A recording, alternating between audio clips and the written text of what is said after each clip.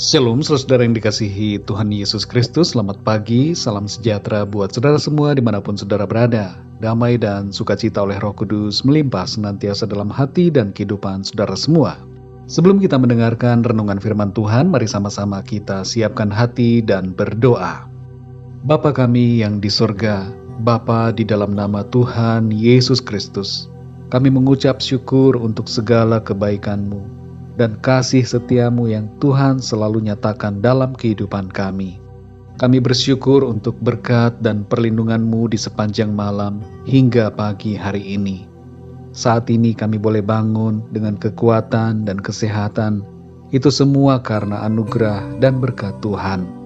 Di waktu yang indah ini Tuhan, kami mau mendengarkan sabda kebenaran firman-Mu. Jamah hati kami, berikan kami pengertian untuk dapat memahami akan kehendak-Mu. Terima kasih Tuhan. Dalam nama Tuhan Yesus kami berdoa. Haleluya. Amin. Saudara yang dikasihi Tuhan, nats Alkitab kita pada saat ini terdapat dalam Injil Yohanes pasal 2 ayat 1-12. Saudara dapat membacanya secara pribadi kemudian melanjutkan renungan ini. Saya akan membacakan Yohanes 2 ayat 4-5. Tertulis demikian. Kata Yesus kepadanya, "Mau apakah engkau daripadaku, Ibu? Saatku belum tiba." Tetapi Ibu Yesus berkata kepada pelayan-pelayan, "Apa yang dikatakan kepadamu, buatlah itu." Saudara yang dikasihi Tuhan, ada sebuah quote yang mengatakan bahwa ketaatan merupakan sebuah tindakan iman dan ketidaktaatan adalah hasil dari ketidakpercayaan. Orang yang tidak percaya akan berubah-ubah ketaatannya sesuai dengan keadaan. Tapi orang yang beriman pasti akan taat, tidak peduli apapun situasi dan keadaan yang dihadapinya. Satu ketaatan adalah lebih baik daripada 1000 alasan. Kita mungkin punya banyak pemikiran yang mendasari ketidaktaatan kita, tapi itu tidak dapat menjadi alasan untuk pembenaran. Dalam kehidupan kita ini, saudara, ada hal-hal yang seringkali tidak kita mengerti, tapi yang perlu kita lakukan dalam situasi ketidakmengertian itu adalah tetap mentaati apa yang dikatakan firman Tuhan, supaya kehidupan kita senantiasa mengalami kebaikan.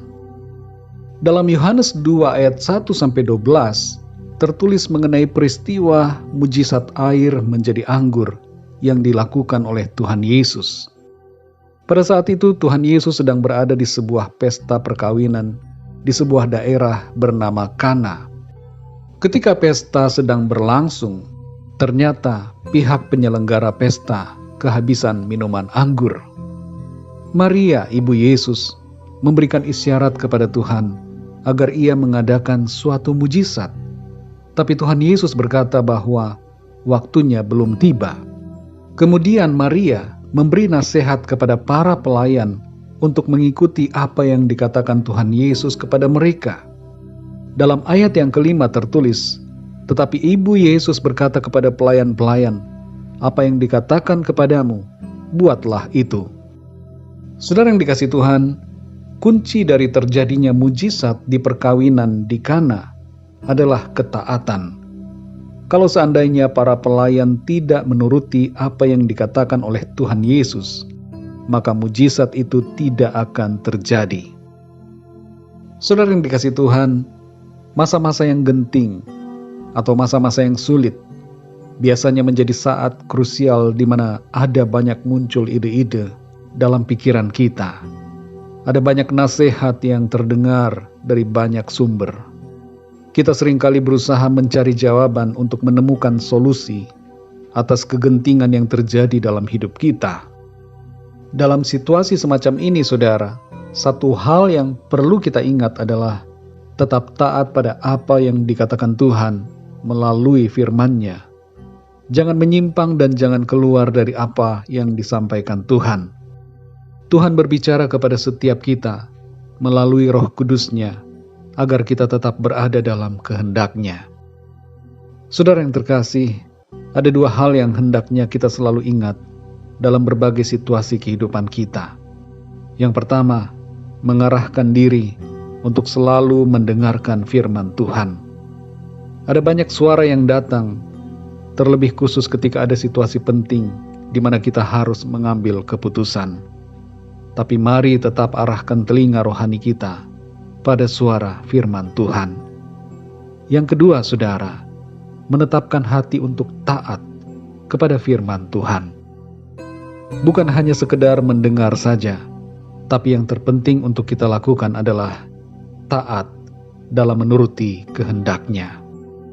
Walaupun kita mungkin tidak mengerti, saudara, tapi taat saja, agar hidup kita senantiasa baik. Ketaatan selalu akan membawa berkat buat diri kita dan orang-orang lain yang bersama dengan kita. Mari kita berdoa, saudara.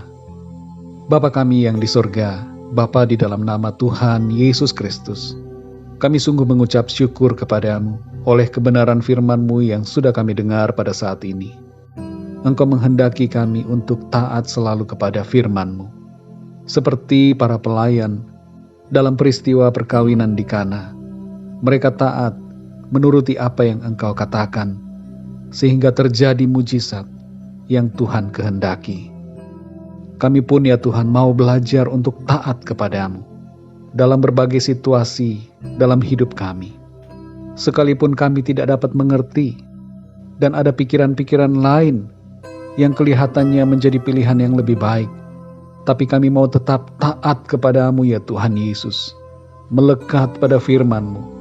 Kami percaya ketaatan akan membawa berkat, mujizat dalam kehidupan kami.